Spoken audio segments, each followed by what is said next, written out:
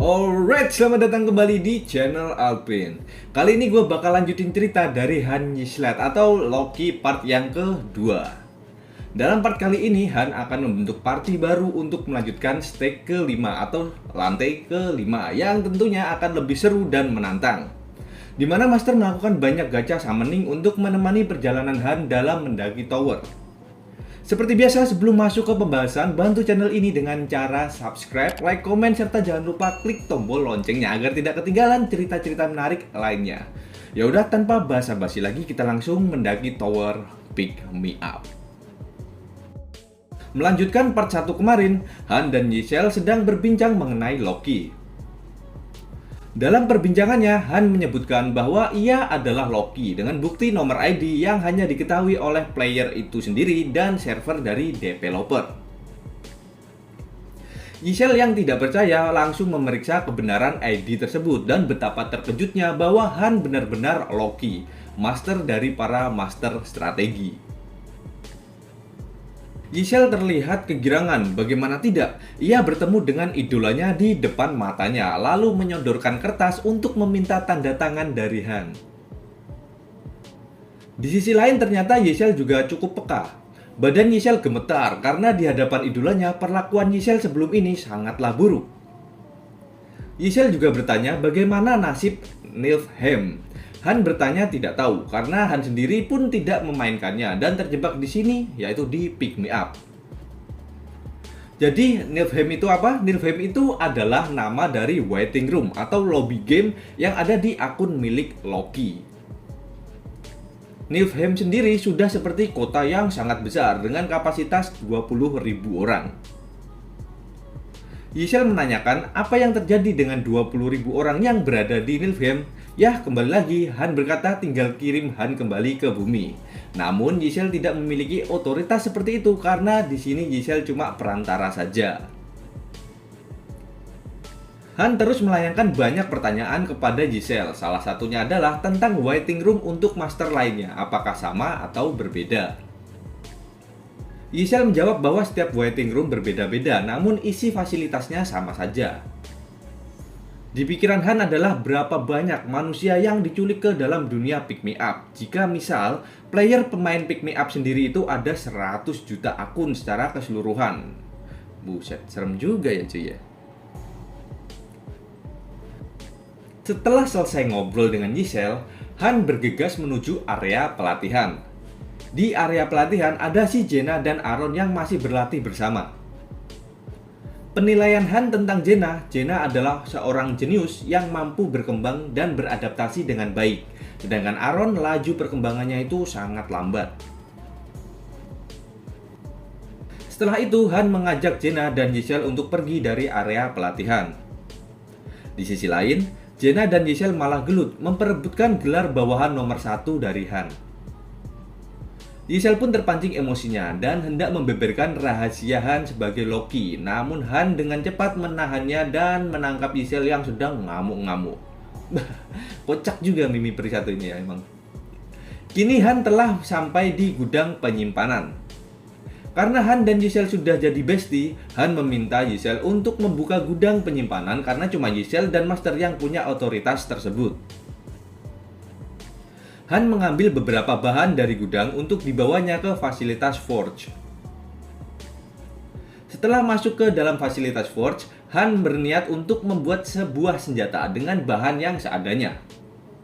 Dengan bahan yang minim, tentu hasilnya juga tidak akan bagus kecuali Han memilih tingkat pembuatan yang maksimum.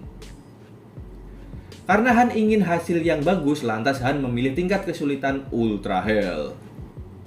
Giselle pun kaget dan panik karena Han sangat pede milih tingkat Ultra Hell. Kini di depan Han terdapat balok-balok acak yang dimana Han harus menyusun dengan benar layaknya puzzle. Han diberi waktu 3 menit dan harus menyusun balok tersebut menjadi sebuah pedang atau longsword. Han mulai mengambil satu balok untuk memulai menyusun puzzle-nya. Seketika itu juga Giselle kagum kepada Han karena di sini Han menunjukkan skill bermainnya menyusun puzzle dengan sebutan Hand of God, the Thousand Hand.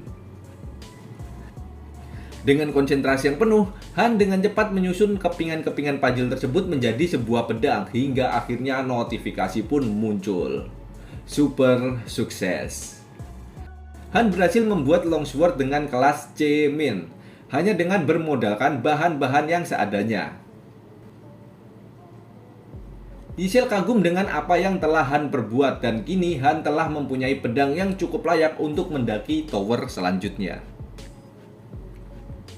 Setelah berhasil membuat longsword untuk dirinya sendiri, Han melanjutkan aksinya untuk membuat perlengkapan yang lain, yaitu senjata untuk anggota partinya. Ultra Great Success. Han selesai membuat senjata berupa sword bow untuk Jaina, long spear untuk Aaron, dan steel shield untuk dirinya sendiri, dan semua dengan kelas C-min. Han sengaja hanya membuat menjadi C-min agar sang master tidak curiga. Pada hari selanjutnya, party Han yang hanya tersisa mereka bertiga melanjutkan raid dungeon ke lantai 4. Jaina langsung mencoba busur panah yang sebelumnya dibuat oleh Han. Jaina pun terkesima karena busur panah ini benar-benar sangat bagus dan nyaman. Di lantai 4, penyelesaian objektif masihlah sama, yaitu kalahkan semua musuh, namun ada sedikit yang berbeda. Di sini yaitu jenis monsternya. Kali ini monster berjenis harpy muncul dan Han menyuruh Jaina untuk mengurus para harpy tersebut. Han bertugas untuk mengalahkan para goblin yang dilindungi armor, sedangkan Aaron hanya berfokus untuk melindungi Jaina saja. Saat musuh mulai lari mendekat, tiba-tiba saja Aaron ketakutan dan menjadi asal-asalan dalam menyerang. Karena ketakutan, status milik Aaron turun sebesar 30%. Jaina yang berada di dekat Aaron langsung menghampirinya dan menggaploknya. Tutur Jaina, jika Aaron bertindak gegabah, dia hanya akan mempercepat kematiannya saja. Setelah digaplok sampai mimisan, Aaron menjadi sadar kembali dan statusnya kembali normal. Kini party yang hanya terdiri dari 3 orang harus menyelesaikan dungeon lantai keempat. Setelah pertarungan sengit yang di-skip autornya, akhirnya party Han telah menyelesaikan dungeon lantai keempat, ditutup dengan naiknya level Aaron. Aaron yang merasa performanya sangat jelek menjadi gugup karena setelah keluar dari portal dungeon, Master dapat melakukan sintesis dengan mengorbankan Aaron. Dengan kekuatan plot armor dari autor, Aaron malah dipilih menjadi hero yang difavoritkan oleh Master dan menjadi party utama dalam game Pick Me Up. Dengan begitu, Aaron masih dapat hidup dan berteriak dengan sangat puas. Jaina mengatakan sesuatu tentang bawahan. Mengikuti bawahan 1, sepertinya bawahan 2 juga ikut berkembang. Itulah yang dikatakan Jaina. Nah, bawahan 1 ini tuh merujuk ke Jaina dan bawahan 2 merujuk ke Aaron. Karena kan dalam party Han, anggotanya tuh cuma 3 orang aja dan Han sebagai leadernya. Berkat perkataan Jaina pula, Han menjadi ingat tentang susunan party yang ada dalam akun Loki. Loki mempunyai sebuah party andalan yang membawanya hingga titik ranking 5 dunia. Berisikan 5 karakter bintang 6 dengan semua level rata 99 dan senjata tingkat tinggi serta skill ultimate di setiap karakternya. Ini merupakan susunan party yang luar biasa hebat. Scene pun beralih ke Niflheim. Terlihat 2 sosok wanita yang sedang berbincang. Diketahui 2 sosok wanita ini adalah pemimpin party pada akun Loki, Yurnet, dan wanita pirang satunya adalah bawahan nomor 1 atau wakil pemimpin, yaitu Cyrus. Terlihat Cyrus pergi meninggalkan Niflheim. Ada kata-kata yang kayaknya ini merujuk ke spoiler nantinya. Jadi si Cyrus ini pergi untuk melakukan investigasi dan mempercayakan keberadaan Master. Nah, ini cuma pendapat gua loh ya. Kayaknya nanti semakin berkembangnya si Han ini, mereka bakalan ketemu deh nanti suatu saat, nggak tahu kapan. Soalnya si Cyrus ini udah keluar dari Niflheim gitu buat melakukan investigasi. Nah, investigasi yang kayak apa sendiri gue juga belum tahu karena gue juga belum baca web novelnya. Mungkin curiga karena udah lama Loki kagak login gitu ya. Mungkin. Gimana? Kalau pendapat kalian gimana? Coba tulis di kolom komentar. Nah, balik lagi nih kita ke lobby utama Pick Me Up di mana Han berada sekarang. Terlihat sang master whatever ini sedang merombak lobby gamenya dengan membuka beberapa fitur bangunan seperti kapasitas hero, kafetaria, pusat pelatihan naik jadi level 2, upgrade bengkel peralatan, dan lain sebagainya. Jadi master whatever ini habis top up games gitu ya buat buka fitur-fitur yang masih terkunci. Karena semakin banyak fitur terbuka, fasilitas makin komplit, maka para hero ini akan berkembang dengan baik secara mandiri atau secara otodidak. Tak lama setelah membuka fitur-fitur yang masih terkunci, tiba-tiba muncul notif pemanggilan. Nah, di sini juga ada dua tipe pemanggilan atau summoning ya. Yang pertama dengan menggunakan gold. Gold ini bisa didapetin di dalam dungeon.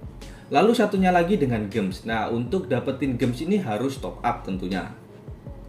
Perbedaannya adalah kualitas yang akan didapatkan. Pemanggilan normal dapat bintang 2 itu udah hoki banget. Sedangkan summon dengan gems itu biasanya ada garansi bintang 4. Ya, kalian pasti tahu lah ya yang gua maksud itu. Kalau kalian emang gamers gitu. Haha. Dalam pemanggilan kali ini, Master Whatever menggunakan pemanggilan biasa dan yang keluar itu cuma sampah-sampah bintang 1 aja. Setelah mereka dipanggil seperti biasa kan ya kan, linglung, ya kan, bingung, ngamuk-ngamuk, namun tiba-tiba Han langsung menodongkan senjatanya. Mungkin karena Han itu capek, setiap pemanggilan harus jelasin ini itu panjang lebar.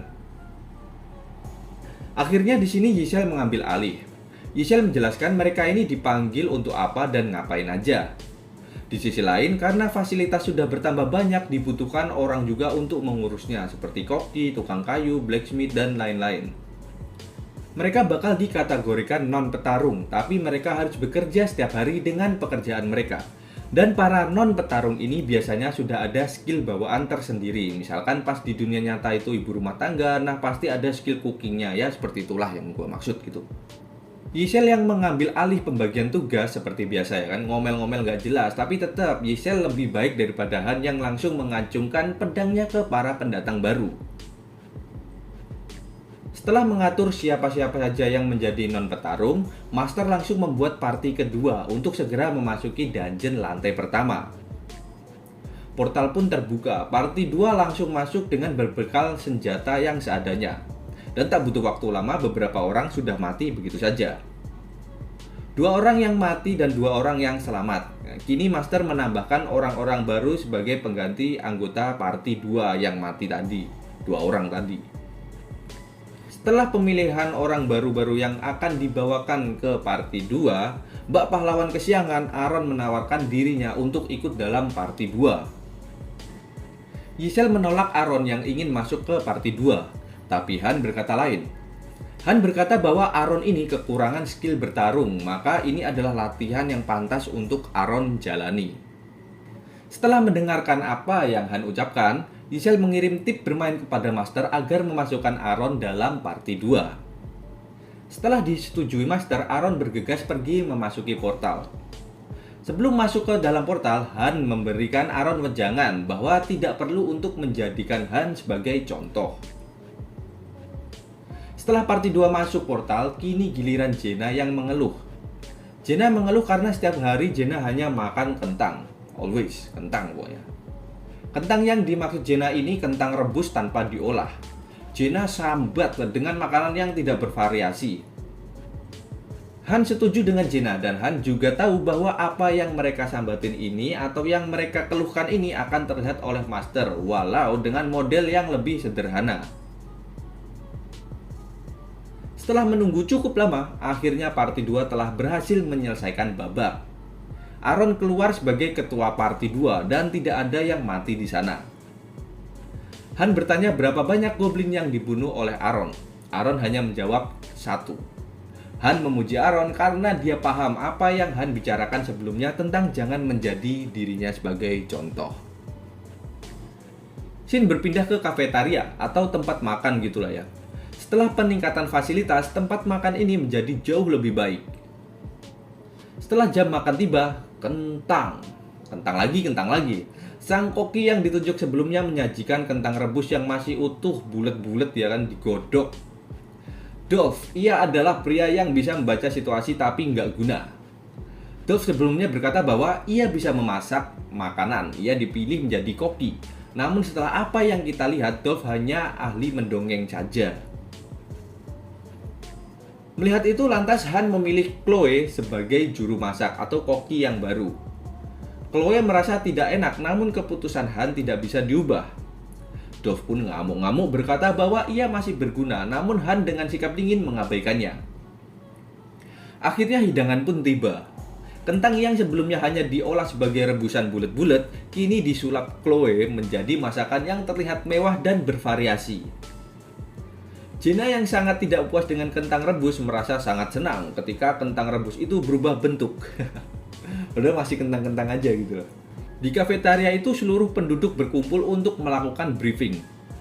Han memberitahukan bahwa non-petarung memiliki tingkat keselamatan yang lebih tinggi. Namun, jika suatu saat nanti, saat proses pemanggilan, ada orang yang memiliki skill yang lebih bagus atau tinggi, otomatis mereka yang sebelumnya non-petarung akan menjadi petarung dadakan, dan resiko kematian mereka lebih tinggi pula. Di hari berikutnya, di area pelatihan, seperti biasa, Han, Jenna, dan Aaron berlatih. Jenna berlatih memanah, sedangkan Han sibuk gebukin si Aaron. Tiba-tiba datang 3 orang pemuda yang ingin ikut berlatih. Mereka adalah Gide, Hansen, dan Dika.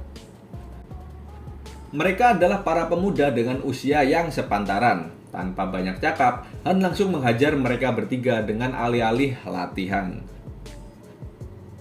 Han kini memiliki lebih banyak samsak hidup untuk digebukin. Di sisi lain, Jenna menunjukkan perkembangan paling signifikan. Skill archery tingkat rendah milik Jenna meningkat ke level 5 dan skill dagger-nya meningkat di tingkat rendah level 2. Sedangkan Aaron skill spear tingkat rendah masih stuck di level 2 aja dan tidak ada skill lain. Diketahui juga Aaron adalah orang yang pertama kali datang di area pelatihan dan selalu pulang terakhir. Bisa dibilang Aaron itu berlatih dengan amat sangat giat agar dirinya bisa berguna. Sedangkan ketiga bocil ini setelah latihan langsung muncul skill berpedang tingkat rendah level 1. Beberapa hari kemudian Master Whatever melakukan summoning normal kali 10 lagi. Kini yang mengurus para pendatang adalah Aaron dan ketiga bocil. Jenna tiba-tiba bertanya, kenapa Master tidak segera menuju tahap ke-5 padahal tingkat 4 sudah berlalu sangat lama. Jadi menurut Han, yang mantan pro player, setiap 5 tingkat itu levelnya berbeda, ibarat idle boss. Karena party utama yang berisi Jenna, Aaron, dan Han belum komplit 5, Master Whatever masih ingin mengotak-atik dan mencari 2 anggota yang layak untuk bersanding dan menjadi party utama di bawah kepemimpinan Han. Next, kita beralih ke dungeon lantai 4 dengan tipe penaklukan kalahkan semua musuh. Sebenarnya stake ini tuh udah dilewatin sih ya, tapi Master ingin melatih sisa hero yang belum masuk party utama. Kini yang akan masuk party utama adalah Gide dan Hansen. Di dalam dungeon lantai 4 ini, Han tidak ikut bertarung sama sekali. Ia hanya mengarahkan yang lainnya agar berkembang lebih bagus lagi, terutama dalam bentuk formasi. Gide dan Hansen bertugas sebagai tameng di garda depan, lalu di belakangnya diikuti spearman yaitu si Aaron, dan yang paling belakang lagi penembak jitu Jenna. Gide dan Hansen memulai debutnya dengan menangkis serangan goblin. Setelah goblin ditahan, giliran Aaron untuk mengeksekusinya dengan tombak.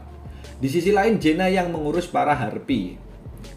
Dengan kerjasama yang tidak buruk, akhirnya mereka dapat menyelesaikan dungeon lantai 4 dengan naiknya level Gide dan Hansen. Jenna memuji para pemuda itu bahwa mereka cukup baik. Meski awalnya ketakutan, tapi mereka dapat bekerja sama dengan cukup bagus. Master Whatever kini lebih sering login. Setelah melakukan summoning lagi, kini mereka mendapat pandai besi dan pengrajin kulit. Jadi pandai besi dan pengrajin kulit ini saling bekerja sama untuk membuat perlengkapan serta didukung oleh pengrajin kayu sebagai pendukungnya. Meski yang mereka buat hanya perlengkapan dengan rank E, tapi itu masih lebih baik daripada tidak menggunakan senjata atau perlengkapan sama sekali. Sedangkan untuk senjata dan perlengkapan yang lebih tinggi hanya akan diberikan untuk party utama.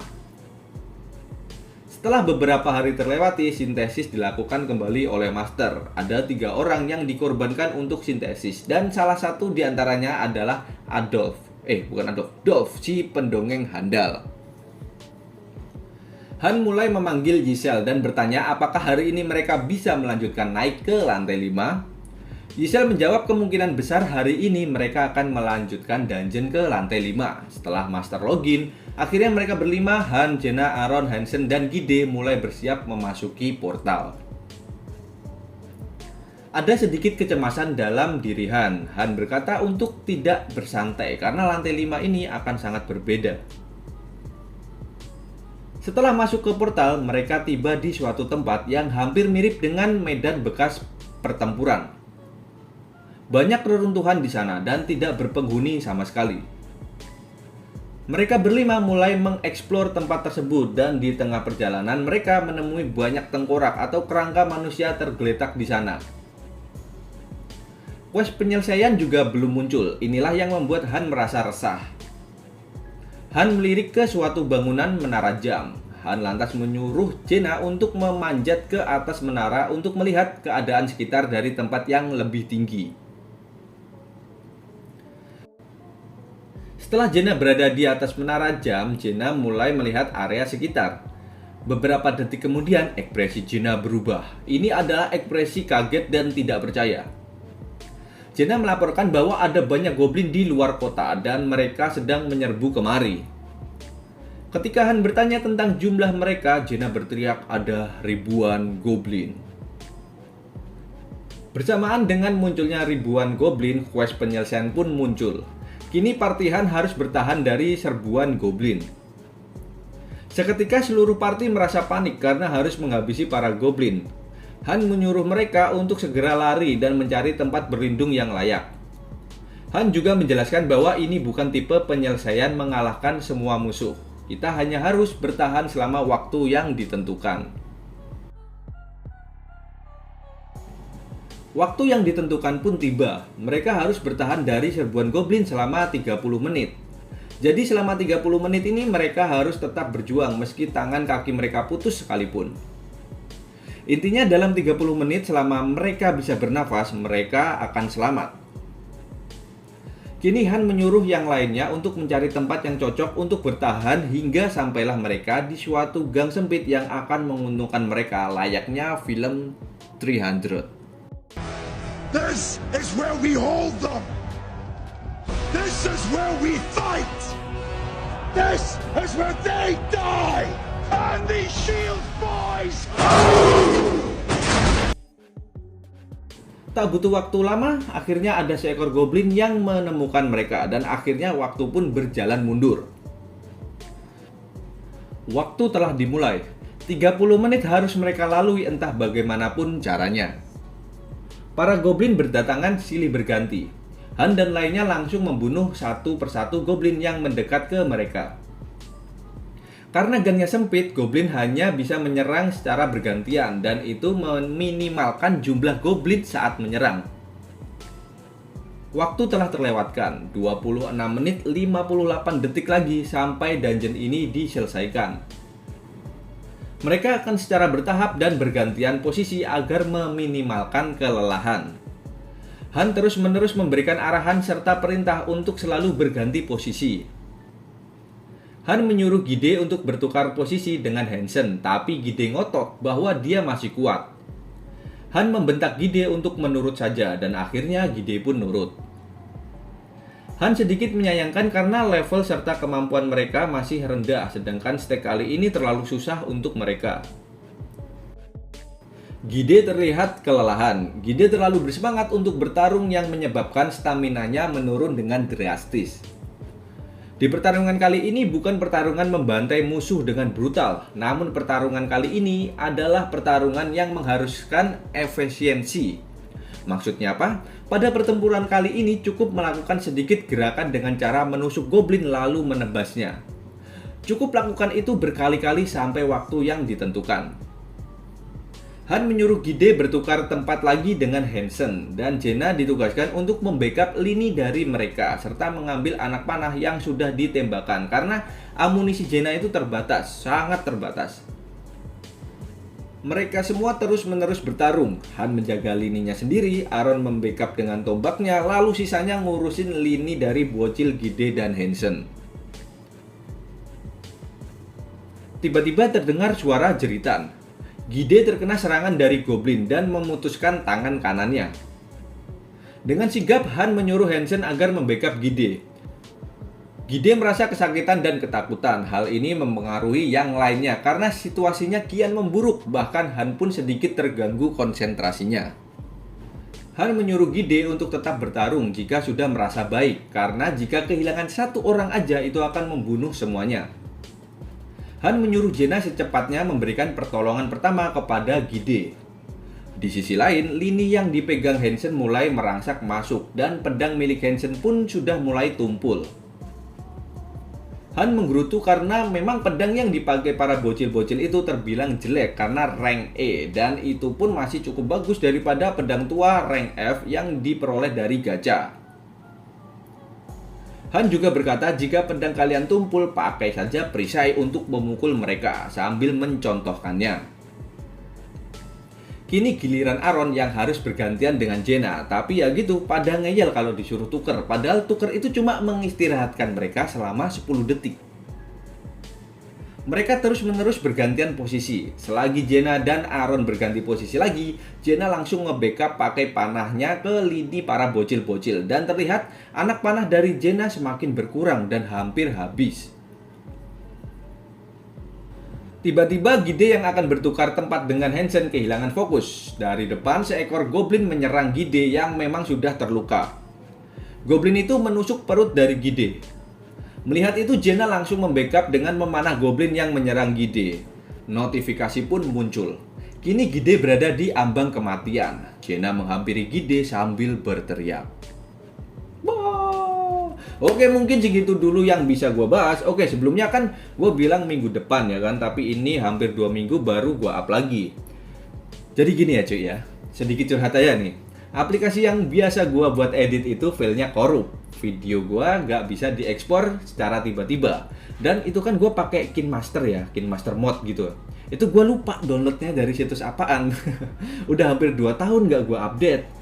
Nah, itu tuh udah dari zaman Sung Jinwo ya, lama banget anjing. Jadi gua install ulang dan install yang baru, dan hasilnya apa? Hilang semua data gua, anjing. Jadi gua harus garap ulang lagi dari nol, dan itu malesin banget sih ya. Di samping males, gue juga lagi sibuk banget sama relive gua. Jadi ya mohon maaf banget nih ya bagi yang nungguin. Dan bagi yang komennya belum gue tanggepin, gue juga say sorry. Karena biasanya gue bakal tanggepin semua komen kalian. Dan itu adalah bentuk respect gue buat kalian yang sudi buat nonton pembahasan gue yang serba kekurangan ini. Ya udah, mungkin itu aja yang bisa gue bahas, yang bisa gue sampein. Sampai ketemu di waktu yang belum ditentukan. Gue Alvin, adios.